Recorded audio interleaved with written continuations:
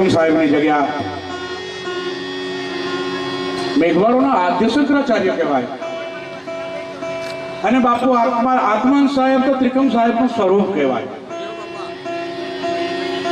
અને આ ત્રિકમ સાહેબની જગ્યા ત્રિકમ તમારું ગરજિયા નામ તને નિશાન અનભે તખતની ઉપરે નિરખી હીરા કેરી ખાણ રામ લંકા પર સચર્યા નિશાચર કરવા નાશ તેદી સૈનમાં સણીદાર એમ બોલ્યા ત્રિકમ દાસ બાના દેખી નમણા નહીં કરણી કા કામ तरवर में कांटा भया साया में श्री राम बाना हमारा बाप है त्रिकम कारण हार अब दूजे ना हाथड़ू लगी त्रिकम गुरु से लार त्रिकम तनमा प्रगटिया पछी अखंड भया उजियास तिमी रतासो टड़ी गया भावे भजे भीमदास वर्णन मुक्ति शू करू गुरुजी तमे तो अद्भुत करी नाख्या छे काज मद दरिये डूबता त्रिकम तमे तारी कीधा छे जात अने दीपक धर्या रंग महल में नवखंड ज्योत प्रकाश 10वें खंड दरियाव से एम बोल्या त्रिकम दास एम बोल्या